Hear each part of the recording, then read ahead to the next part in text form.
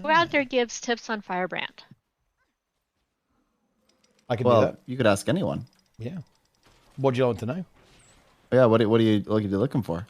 I can do okay DPS, but I feel like I'm struggling to get consistently DPS that is achievable on the build. And one of the things that I feel like I struggle with is the timing on Zealot's Flame and getting the extra hit out of Torch 4. Okay. Do you have logs? Well, look, do you know how that ability works? How does where does the second hit come from? When you get a crit, right? Yes, that's right. And it's got a 10-second cooldown. So what you want to try and do is you want to try and use them both at the same time so they stay synchronized. That's like the key to get value out of that, I would say. In terms of other things, just make sure you're finishing auto attacks. And if you're looking to kind of to practice a bit, just how do you plan when the crit hits? I think that's the biggest thing, because I looked at the various rotations and I mean, it will make the crit hit. Well, it will activate immediately, right? Like, you know, you have a high crit chance when you're playing Firebrand, any build really, right? Yeah. So it's going to immediately activate. So you can just double tap it, right? And then as long as they're both synchronized up, then you should be good to go, right? If you always use them in like, you know, 1, 2, so in other words, you cast one, then immediately cast another as your next action, they'll stay synchronized, and that will make managing the Zealot's Flame significantly easier. It definitely is a bit of something that you have to get a feel for. Because obviously there are some situations where it's going to activate when you're in a tome, for example, and you're going to drop out and go, look, hang on a minute, I want to do a symbol, but actually I should do a Torch 4 because Torch 4's up. So it is a little bit reactive to an extent because you have this, this not random activation, but you have this timed activation. But just try to use it in bursts of 2. That will make managing it a lot easier because you'll have them at the same time every single time. Okay, I'll find some logs and maybe reach out as well for. Yeah, sure. Yeah, the logs are going to be your best bet because I don't know if you're aware, or I mean, this goes for everyone, but you can actually look at your rotation in the logs and it will identify when you've missed your auto attack chains and sort of those sorts of things. Basically, it tells you if your rotation's wrong. So that's one way to eke out some more DPS. The other thing you might consider is if you're looking at DPS on the Golem, then it's probably not a problem with boons. But if you're in a raid, a lot of people will be like, oh, why is my DPS so low? Well, it actually might be because you don't have boons. And if you don't have boons, it's either because your people aren't giving you boons, or it's because you're not positioned correctly, or because they're not positioned correctly. So it could be a little bit of anything. It's you're just gonna have to sort of slowly identify what the problem is by eliminating things. I can almost guarantee you that how much damage are you getting? How much damage do you think you're losing approximately? So if you do a rotation on the Golem, like how close to the benchmark do you get? If it's just me solo without food or utility, but putting all the boots on myself, I get 28k. 20k. That's pretty good. Well, max.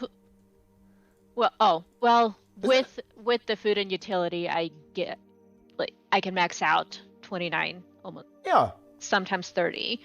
That's not terrible. Yeah, it's pretty good. It's pretty good. But I don't get there in a real-time situation.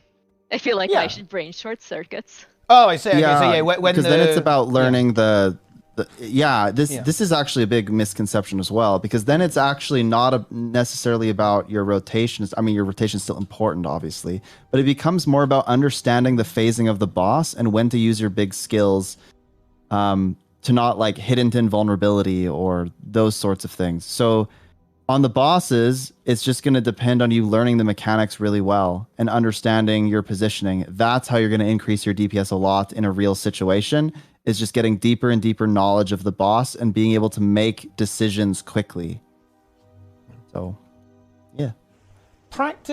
What is probably going wrong on a fight is that obviously you're probably not quite there on muscle memory yet. That's fine. You can work on that. And obviously the mechanics are going to disrupt you. And the thing that a lot of people have difficulty with is moving and attacking at the same time. It's basically DPS uptime and losing uptime. And, this might be a little spooky to practice in a raid. And this is something that I definitely want to talk about a lot more. Practice in open world. right? When you're doing a world boss, try to always be hitting the boss. Like, see if you can literally have no break in your rotation when you're doing a world boss, and just keep using all of your abilities, like consistently, right? Keep using all of your skills. Finish your auto attack chains, right? Like, and just honestly, just jiggle a bit. Like when you can even do this on the golem, right? Just practice rotating or moving around the golem while doing your rotation at the same time. Right? That sort of thing. Like, because this is the real key, like attacking while moving, and being able to do this multitasking where you're performing your rotation, your output build, and you're also doing something else simultaneously. That could be moving, that could be doing a mechanic, right? It could be trying to evade, right? It could be being at range, right? What are you going to do when you're at range? Because bear in mind, you can't be melee all the time, right? So what are your best skills to use at range? Well, what are you going to do then, right? And you've got to think about that. How are you going to weave in your defensive usages, right? Like what about F2 and F3, right? These are all things that you will get used to as you continue to advance your skills, right? But a lot of it is just going to be practice, right? When you play a build, super good example actually. So if you watch a streamer go for raid progression, what you'll notice is that as they keep wiping and keep progressing, their DPS will get higher, even though the players are the same and they obviously haven't had time to practice. Well, what's going on there? Well, it's not that they're getting better at rotations, because they, it's happening over like the course of maybe 2 or 3 hours or something like that. And the players are the same. So what's happening? Well, what's happening is that the players are getting better at doing the fight. And once they get better at doing the fight, then they can start to understand how to continuously attack and get more damage output while also executing the mechanics. And it also means that they have more brain space for it, right? Because when you're going into a fight and you're learning it for the first time, realistically, almost all of your brain is going to be going, right, I need to not die. I need to not fuck up, right? That's going to be your main thought. And then a little bit's left over, okay, I'll try and hit some buttons as well at the same time, right? And as you get better, it's like, okay, right, I can allow myself 20% brain power for doing my rotation, then maybe 30%, right? And so on and so on. Then at the end, you can be, you can be, I don't know, doing whatever. You can be looking at your other monitor and watching Netflix, and you'll still be able to do your rotation at the same time, right? You're going to be getting better and better and better, like as time goes on. There is the other end of this as well.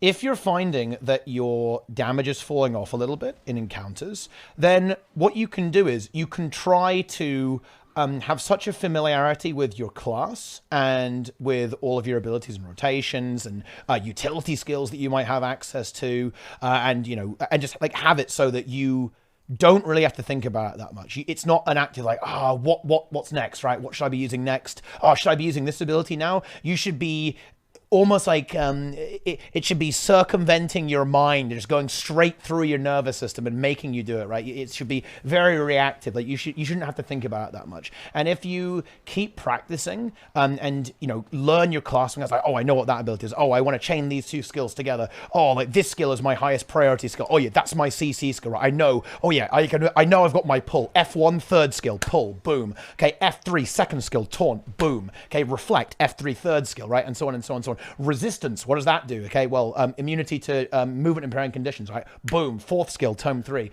right? And once you kind of get a feel for that, you can start making these really snappy decisions and reacting a lot faster, and that's what's going to get you a lot of value. Because at the end of the day, what causes a DPS loss in Guild Wars 2 is a loss of tempo. It's a loss of rhythm, of fluidity. And if you can get to the point where you're always able to find that flow, find the rhythm of using your abilities, you're going to find yourself performing really, really well. There you go.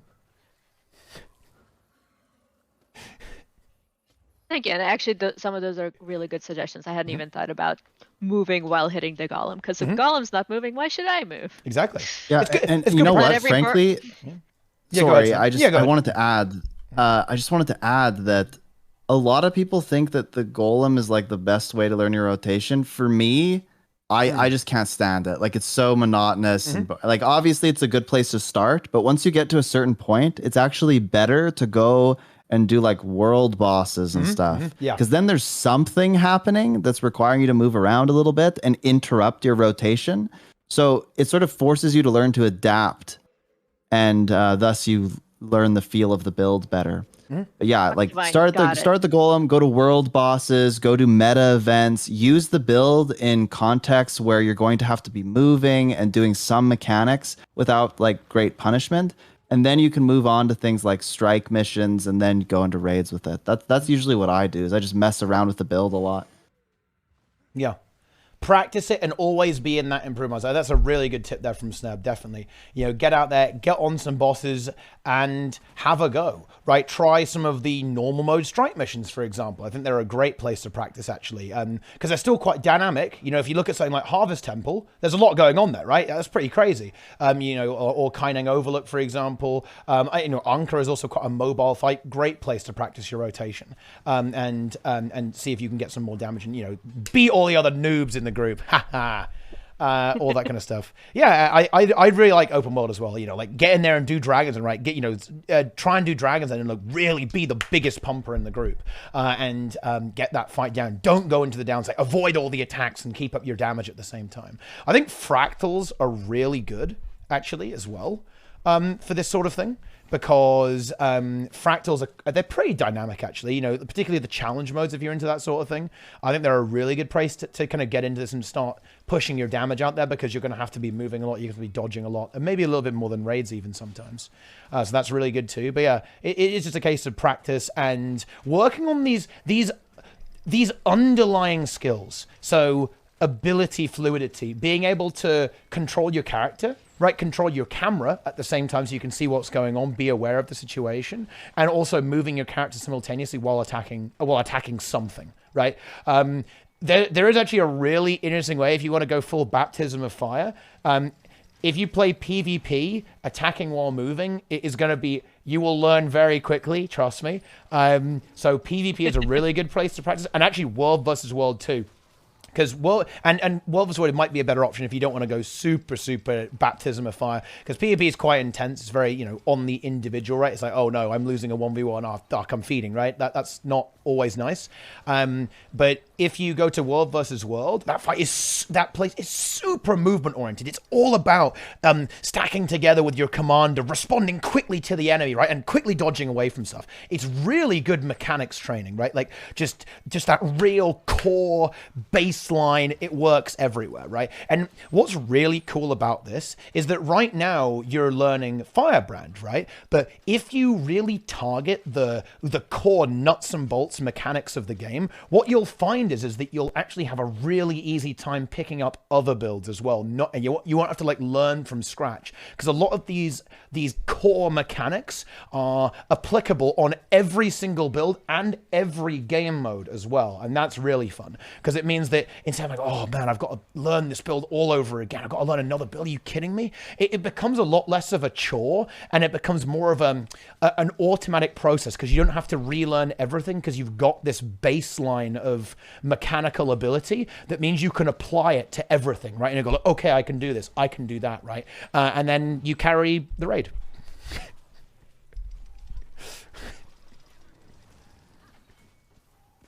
Easy. There it is. It's good content. Thanks for the question. Appreciate it.